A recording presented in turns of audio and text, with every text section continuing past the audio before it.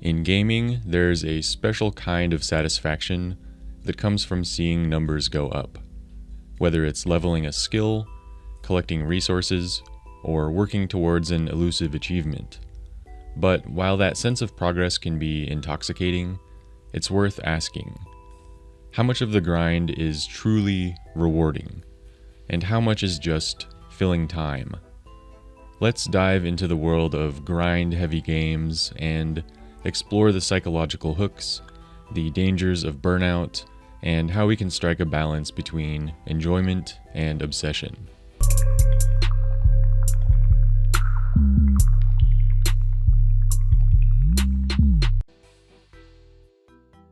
There's something primal about grinding. At its core, it taps into the human love for progress, an innate desire to see improvement, no matter how incremental. Games like old-school RuneScape, Valheim, and Melvor Idol are masters of this, turning even the most mundane tasks into dopamine-filled milestones. In OSRS, hours of cutting yews or fishing lobsters feel worth it when you see your skill level tick upward. In Melvor Idol, you might spend days watching an automated counter crawl towards the next milestone, but the feeling of mastery keeps you coming back. This just one more level mentality thrives on small, achievable goals that keep players engaged. You might log in thinking you'll only fish for a few minutes, but 3 hours later, you're still clicking because you're so close to leveling up.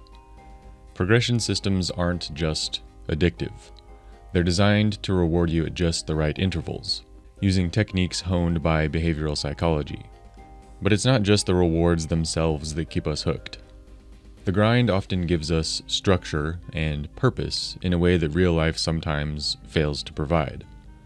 In a chaotic world, grinding is predictable. It's comforting. You know exactly what you'll get if you put in the work, and there's a certain satisfaction in that certainty.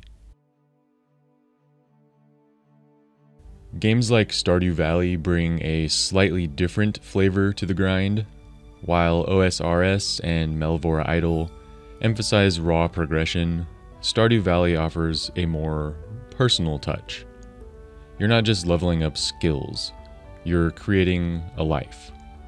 Every crop you harvest, animal you raise, or tool you upgrade feels like a step toward building something uniquely yours. And yet, even in a game as idyllic as Stardew Valley, the grind can take over. How often do we start with grand plans to enjoy the game at our own pace, only to get caught up in maximizing efficiency?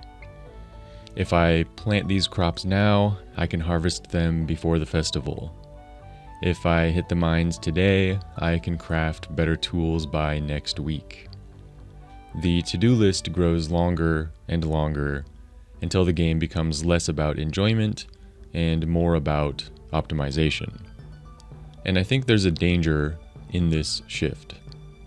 When grinding becomes the primary goal, the game's charm can fade, replaced by the hollow satisfaction of checking items off a list. And while it's fun to feel productive in a virtual world, it's worth asking whether that productivity is actually bringing us joy or just filling time. Grinding isn't inherently bad. It's a core part of many great games, but it can become a problem when it starts to feel like a second job. Take old-school RuneScape, for example. Achieving high-level stats or completing endgame content often requires hundreds, if not thousands of hours. For some people, this level of commitment is exhilarating. For others, it's exhausting. The problem arises when the grind begins to overshadow other aspects of life. It's easy to justify spending an evening farming XP or gold. It's productive, right? But when every spare moment is consumed by the game, it can lead to burnout or even a sense of guilt for wasting time. And let's not forget the risk of comparing ourselves to other players. Seeing someone else's maxed out character can make us feel inadequate, pushing us to grind harder to keep up. I'm just a sexy boy. Sexy boy. I'm not your boy toy. Games like Melvor Idol, or even Kitten's Game by Bloodriser, offer an interesting twist here. Because the game runs in the background, it's less time intensive than something like OSRS. But even idle games have their hooks. You might find yourself checking in obsessively, tweaking strategies, and chasing achievements that ultimately don't matter. The time commitment might be smaller, but the mental pull is just as strong.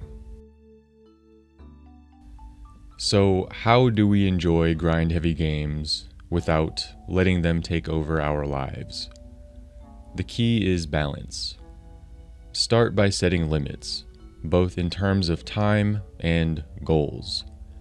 If you're playing OSRS, maybe focus on one skill at a time, with breaks spaced in between where you go questing, rather than trying to juggle everything at the same time. In a game like Stardew Valley, remind yourself that it's okay to prioritize fun over efficiency. Let a crop wither. Skip a festival. The world won't end if you don't optimize every minute of playtime. Another helpful approach is to periodically step back and ask yourself why you're grinding. Are you genuinely enjoying the process, or are you chasing a reward that might not feel as satisfying as you expect? If it's the latter, it might be time to take a break. Finally, remember that gaming is supposed to be a source of joy, not stress. If the grind is starting to feel like a chore, give yourself permission to walk away. There's no shame in stepping back from a game that's no longer serving you. This is basically what happened for me when I quit playing Elder Scrolls Online a year or so ago. And even though there's people that really want me to be playing it, I don't feel bad for uninstalling. The grind-heavy games we love, like OSRS, Melvor Idol, and Stardew Valley, offer a unique kind of satisfaction. They give us structure, purpose, and a sense of progress that can be deeply rewarding.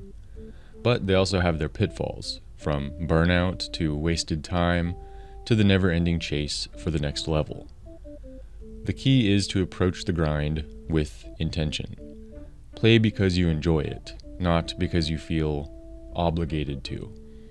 And when the grind starts to overshadow the fun, don't be afraid to step back.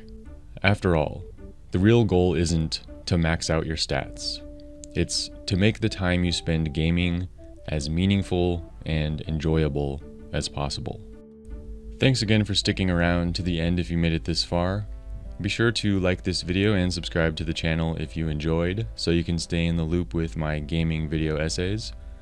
The transition from MMORPGs to playthroughs to dumpster dives to video essays has been interesting, and I appreciate anyone who stuck around since the ESO days to see the channel twist and contort into what it is now.